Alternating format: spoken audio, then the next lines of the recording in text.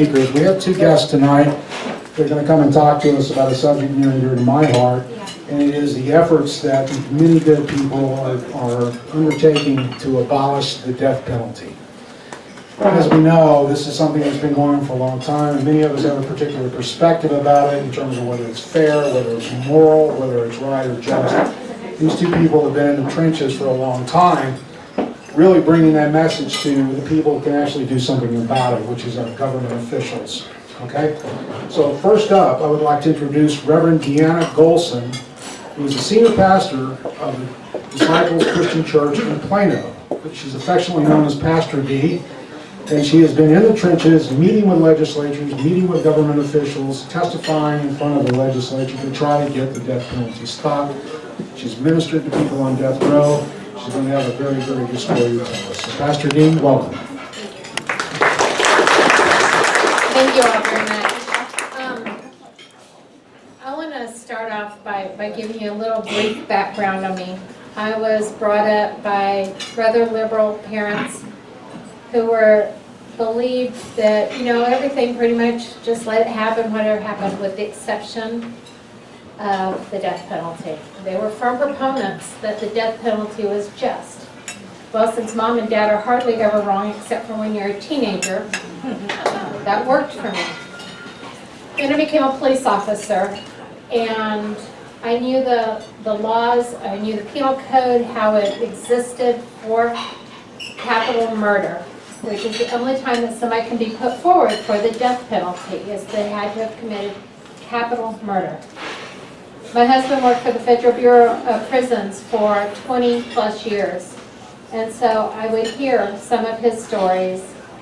And so I came into the situation I'm about to tell you about, a rather unthinking believer in the death penalty.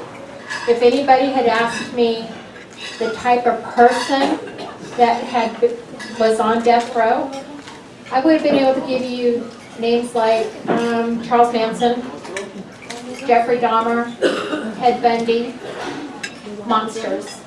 That was as far as my thinking went. My husband was a guard at the federal prison when Timothy McVeigh was there, before he was taken. Had no problem with it. It was unthinking. And then one day, when I was still a student at Art Divinity School, and I was serving as an interim pastor at Disciples Christian Church, things changed. I had this woman come in. She had been coming to visit the church for several months, and she asked to meet with me, so I thought it was going to be about joining the church, and I was so excited. And she sat down and she said, "I have one question for you, only one." And I was really expecting a question on faith or the denomination or any of those other things that might be expected. She says, "I want to know if you believe in the death penalty." Well, in my eagerness to be honest and truthful, I didn't stop to ask why. And I said, "Yes, Nancy, I believe in the death penalty." And for the first time in my life, I watched a human being break. You see, her son was on death row. He had killed a man, no jail record at all, had never been in trouble with the law, had been diagnosed with childhood PTSD, was bipolar, had an associative disorder that caused him in times of stress to lose touch with reality. But he had shot and killed a code enforcement officer, and they had convicted him of capital murder. And we talked, and I went and I began researching, and I had to look inside myself to find out what I really, with thought, with understanding this was a real person who had family, believed about this. Now, all of my knowledge on what death row is like came from movies.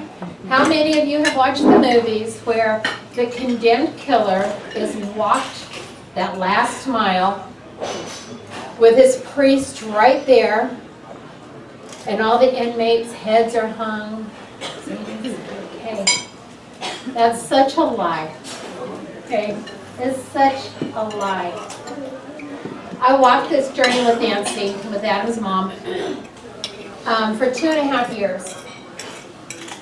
Now, she would tell me she would go visit Adam, and I believed that that meant she was allowed to touch her son. Because I know for a fact that other inmates, regardless of what they've done, are allowed contact visitation. Heck, in Texas, you can have thank you,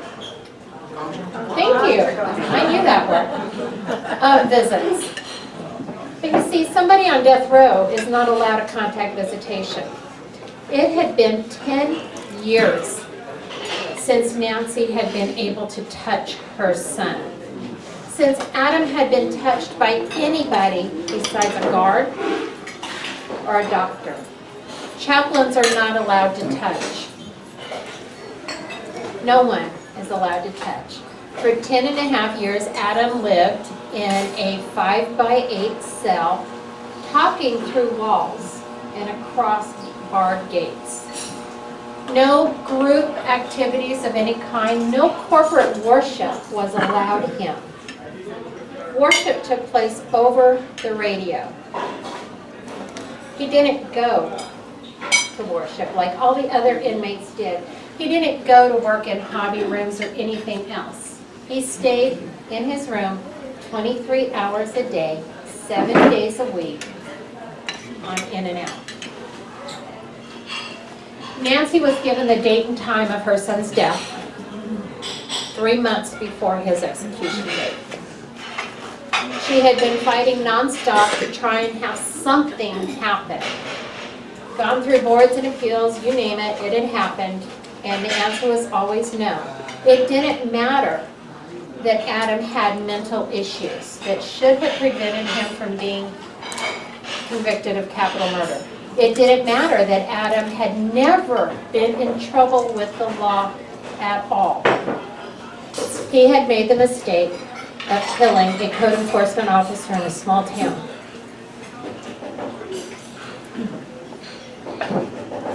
We found out that Adam's date of death was going to be March 22nd, 2016. That year,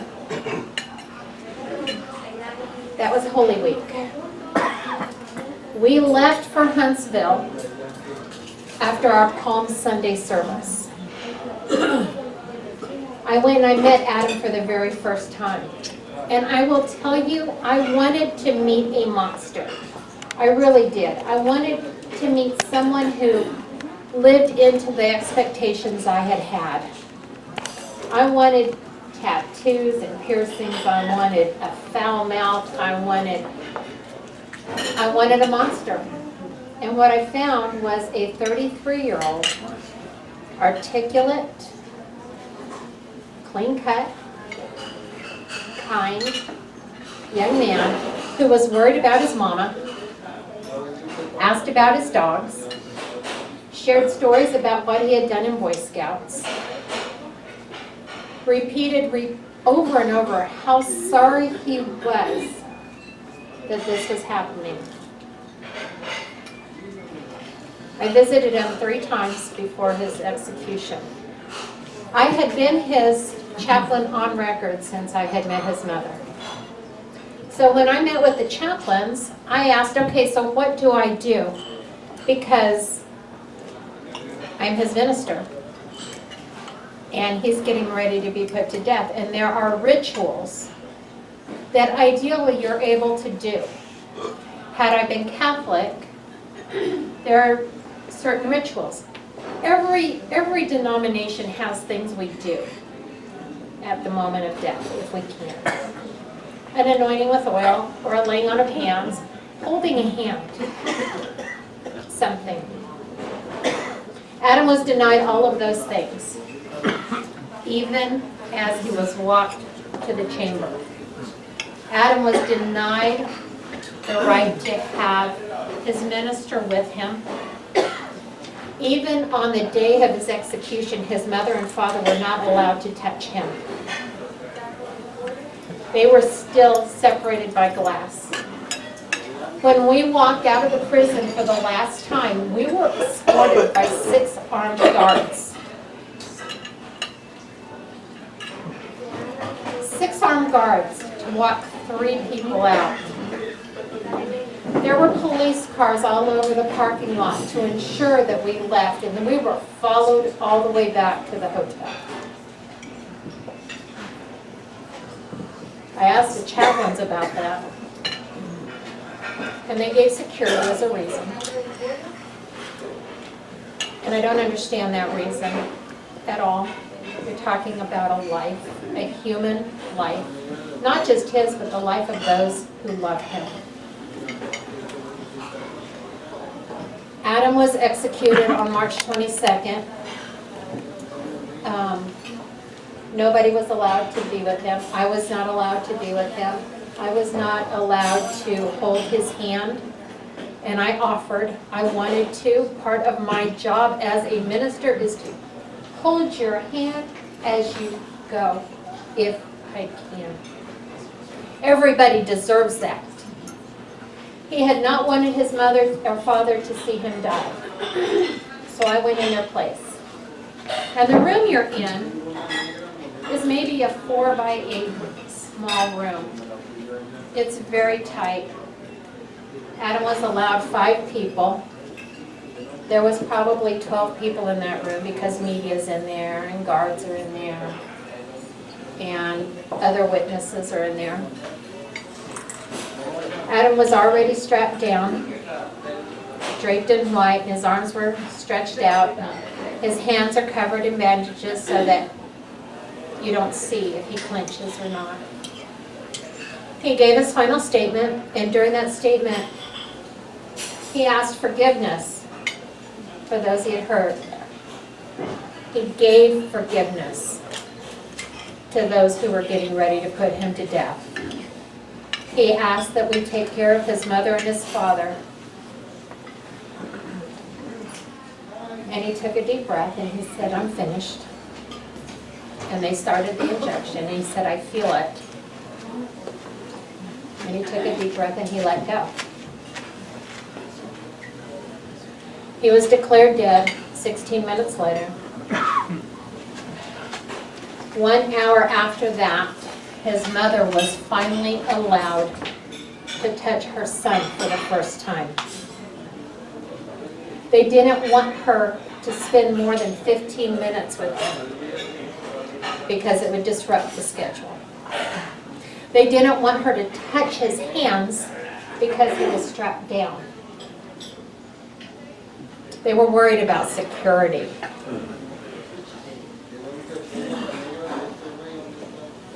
Since this, my life has changed. I can no longer believe that the death penalty is right or just for any reason. I still struggle at times with that because I still would be okay with certain people like Timothy McVeigh. But it is not just the person who has committed murder that we are punishing with the death penalty. It is their family. It is the victims who are asking that the death penalty not be allowed. And that is happening more and more often. It is the judge who has to sign an order saying, this man will die at this date and time. It is the guards who have to do that, who have to bind their hands down. It is the person who is having to do the execution itself. All of these people are victims, not of a crime such as murder, but they are victims of a state that is still holding on to the thought that vengeance is justice. I personally believe that the state of Texas is better than that.